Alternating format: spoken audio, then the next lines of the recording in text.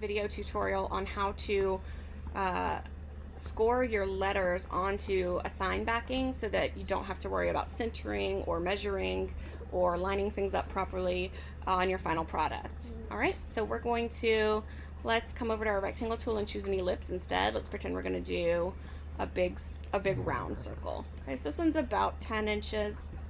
That's fine. If you want to make it specific, exactly 10 inches, you can come over here and do that with the width and height right there and just link it. All right, I want to note that I shift clicked and dragged to make it a perfect circle. So just note that.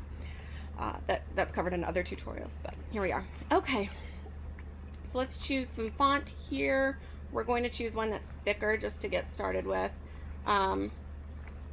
Let's start with this Medina Clean. That's one that a lot of people like.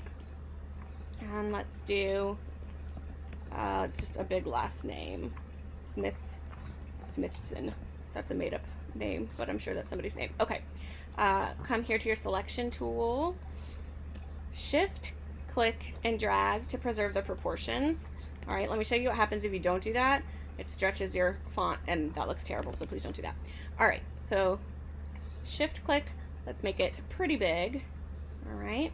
Before you go any further, take a moment, stop, select your text, right-click, create outlines, zoom in so that you see these terrible lines that will be there if you don't weld your letters. Okay, so come on over to Pathfinder, Unite.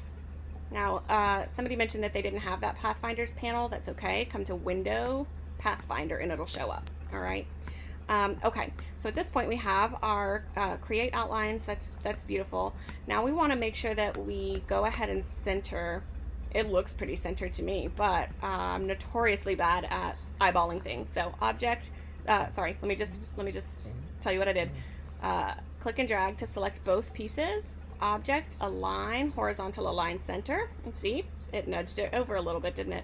And then object align, vertical align center, and it nudged it again. See, so I'm not as good as I thought at that.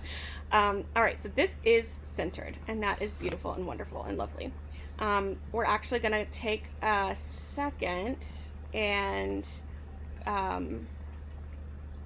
swap the fill and stroke, okay? Because we're going to want this name to be cut out. We're not engraving it. Okay, so take a second, copy, paste it, all right, and then just move it off. We'll deal with beautiful placement of that later. We just want to preserve that before we move forward with making our score lines. So the placement of this doesn't matter at all. The placement of this one matters a lot because, again, this is what's going to tell us where to glue things down later on.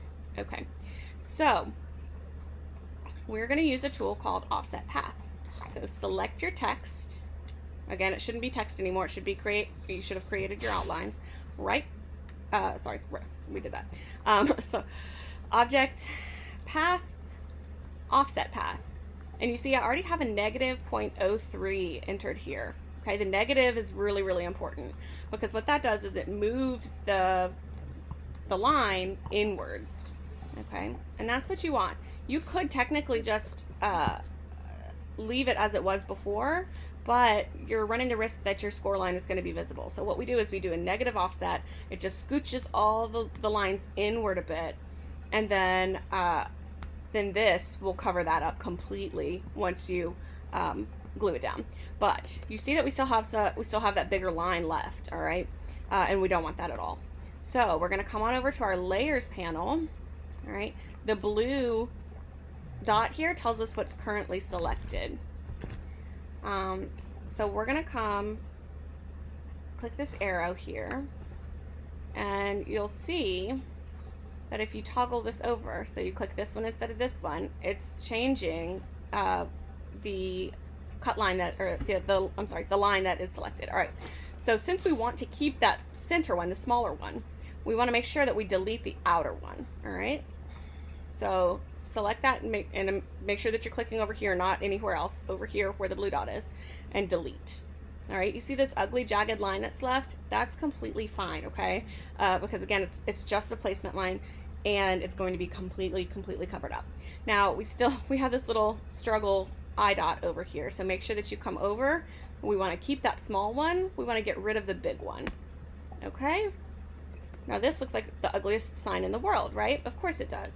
But remember, you're going to put that over top, and what really matters is that that's going to completely cover what you did. This is the reason you don't want to just use those smaller font size, for example. It's not going to work the same way. So you really need to do that offset path. Now, there's one more step. You need to make sure that you change this color so it doesn't just cut that out of the center. You certainly don't want that. I always use this particular shade of green for my score lines just to keep things straight in my system.